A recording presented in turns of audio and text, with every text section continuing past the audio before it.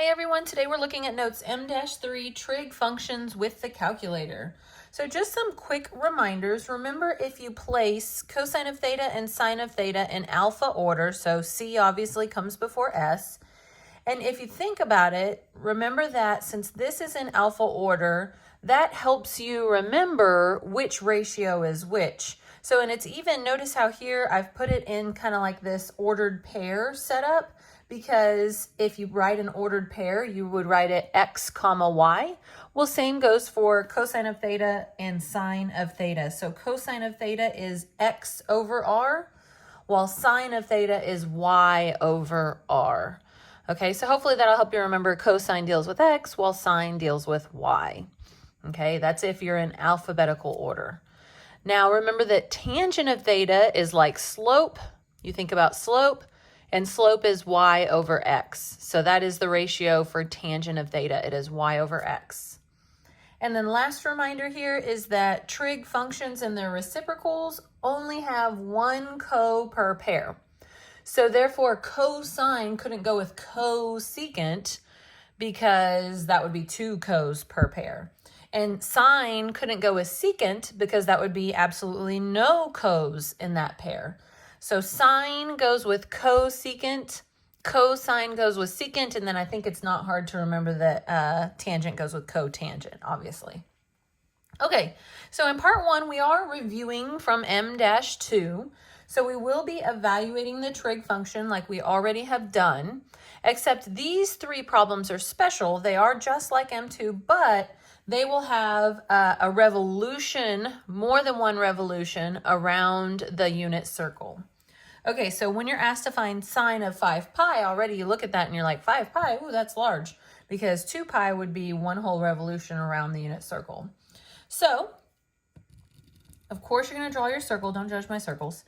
Okay, and then I'm only going to put this horizontal line here because, remember, I'm just counting pi's, okay? Not pi over 2, not pi over 4, none of those, so I'm not going to put any of those other markings. So if I start here, remember this is 0, and then this is pi, and then 2 pi, and then 3 pi, and then 4 pi, and then 5 pi. Okay, so that would land me there. That is the ordered pair, -1 comma 0. Okay, and since I'm dealing with sine here, remember, again, go back up here if you need to. Sine is the ratio y over r, and in this case, and in all these cases, we're dealing with the unit circle, so r is 1. So that's y, so y is 0 over 1, which is really just going to be 0, okay? All right, so then let's talk about cosine of 10 pi over 3. So again, this is more than one revolution around the unit circle. And now I'm only going to mark my over 3's. So that's going to be here, here, here, and here. Okay, so then of course I'm at 0, 1, 2, 3, 4, 5, 6, 7, 8, 9, 10 pi over 3. All right, so that's where I'm going to land. So remember that your over 3's anyways are going to be your flip-flop. So I knew it was going to be 1/2 comma square root of 3 over 2. And based on the quadrant I just landed in, quadrant 1 to quadrant 3, okay, that's where my x values are negative and my y values are also negative. Okay, so now I'm thinking cosine. So cosine is x over r. In our case, since r is 1, we don't really need to put it. Okay, so x would be -1/2. Okay. And then tangent, we're dealing with tangent last. Tangent of -15 pi over 2. So I'm dealing with my over 2's. So then I'm going to mark my horizontal and my vertical, nothing else, because I'm not, again, dealing with over 4. I'm not dealing with over 3 or over 6. So I'm only going to mark the horizontal and the vertical. And then I'm going to start here and I'm going to go down and around. Remember, all the other ones I went up and around because these were positive values, but now I'm going to go down and around. So, oh my goodness, -1, 2, 3, 4, 5, 6, 7, 8, 9, 10, 11, 12, 13, 14, 15 pi over 2. So that ordered pair is 0, 1. And then I'm dealing with tangent. So that's y over x, 1 over 0. So of course, when 0 is in the denominator, we're undefined. Okay, so now that was just the refresher of kind of, you know, how to evaluate the various trig functions. And especially when there's greater than 1 revolution. Now let's actually get to the calculator part. So the part you've been holding your breath for, right? The exciting part. So use a calculator to evaluate the trig function. Round to the nearest thousandth. So I'm going to know that you listened to this video, not just watched. When you come to class or when you're at home and you're working on the assignment, and even though the book tells you to round to something, it might say round to 4 decimal places, it might say round to 2 decimal places. But what was the rule since the beginning of the year that we wrote on notes? I think it was like F1 or somewhere around there. We wrote a rule on our notes. It was that we will always round to 3 decimal places. So even if the book says something else, you don't listen to the book, you listen to our rule and you round to the nearest thousandth. So I will know if you listened based on what your answers look like on the assignment for today. Okay, so number 1, sine of pi over 4. So what we're doing for this, even though we could find the sine of pi over 4, we could draw a unit circle and we could do it by hand. Okay, this says to use a calculator to evaluate the trig function. So a big note that you want to do, first of all, only scientific calculator is allowed on this lesson. Okay, so I have my scientific calculator here. First thing you're going to want to do is check the mode and set it according to the given angle. Okay, so remember that this is an angle, right? Pi over 4 is a place on the unit circle. It is an angle. It shows us where to go. It is an angle, okay? And it is in radian. So this means radian mode. Okay, radian mode if you see pi over 4. So when you power your calculator on, it's probably similar to this where you can see what mode you're in. In this case, I'm in degree mode. So you probably will have this DRG button. The D stands for degrees and the R stands for radians. And we won't talk about what the G stands for, but you click that and you're going to transfer over to radian mode. Okay, and then you're going to type in sine, and then you should have a pi button, so pi divided by 4.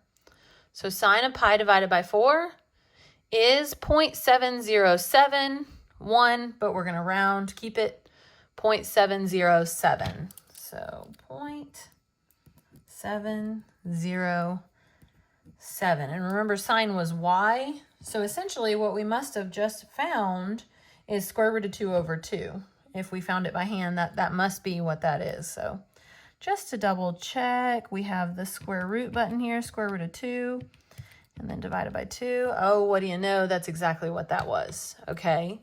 So, and we rounded to 3 decimal places. So now tangent of negative 1.9. Okay, again, negative 1.9. Do I have a degree symbol there? The answer is no. I don't. Remember how I've told you in the past? If there's no degree symbol, radian is assumed, okay? So that means you're going to do tangent, there's my tangent button, tangent of negative 1.9. And I'm still in radian mode, notice. And so 2.927, no rounding necessary. So 2.927. I really should be using approximately signs. That kind of squiggle right there made me think that. I really should be using approximately because it's not exact, right? Okay, so then next one, tangent of 75 degrees. Notice the degree sign there. Okay, so degree mode. Make sure you change to degree mode, radian mode. So then I'm going to clear. I'm going to hit that button there. Go to degree mode. I'm in degree mode. You can see the DEG. And then I'm going to type in tangent of 75. And it's 3.732. 3.732. Okay, then cosecant 1.3. Cosecant, y'all. So again, of course, this is radian mode. So the first thing I'm going to do is go to my mode, go to radians, okay, because there's no degree symbol there, so it must be radian. So I changed my mode. And then cosecant. Remember, cosecant must go with sine because there's already one co here. So you would write 1 over, the reciprocal is sine, 1 over sine of 1.3. Okay, don't change the angle. You just reciprocate, but nothing about the angle changes. So don't change the angle. Okay, you just reciprocate, but don't change the angle. Okay, so then in your calculator, you're going to want to do 1 divided by, and I always use parentheses, sine of 1.3, and let me just double check. I am in radian mode, just wanted to double check that, and I'm at 1.038. I would round up because that number is bigger than 5. The fourth number is bigger than 5. 5 or bigger, I guess I should say. So 1.038. 1.038. Okay, and what I want you to understand as we are computing these values, keyword there, values, that your answers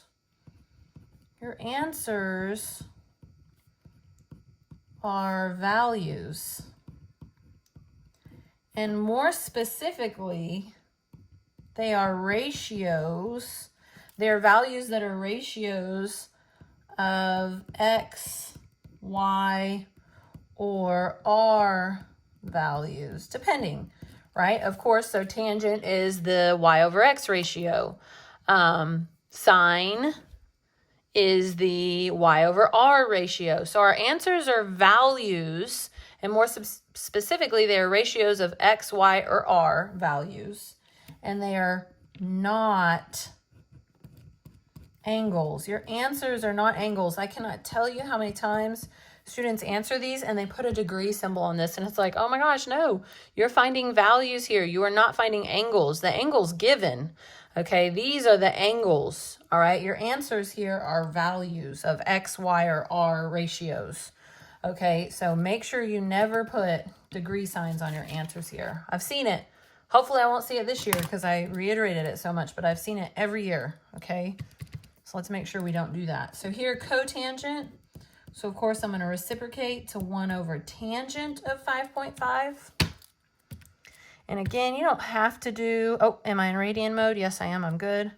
You don't have to do the parentheses. I don't know why. It's just habit for me to usually do parentheses around what's in the denominator. If there's no like plus or minus anything here, you don't have to. I just usually like to, but that's okay. You don't have to. So negative 1.004. 0.004. Okay, last one, secant of negative 90 degrees. So secant is the reciprocal of cosine. I know that because one co per pair. Oops, I probably should fix this a bit. Kind of even it out. There we go. And then make sure I change my mode. Now I need to go back to degrees. So 1 divided by cosine of negative 90 degrees. Error, divide by 0. What does that mean? So think about logically. Cosine of negative 90 degrees. So this is negative 90 degrees, right? Do you agree? Okay, and cosine, so what's this ordered pair here? This is 0, negative 1. What is cosine? Cosine is x. So this is really like 1 over 0, hence why the calculator told us error. So then you know when the calculator tells you error, either you've done something wrong, which hopefully is not the case, or it truly is an undefined situation.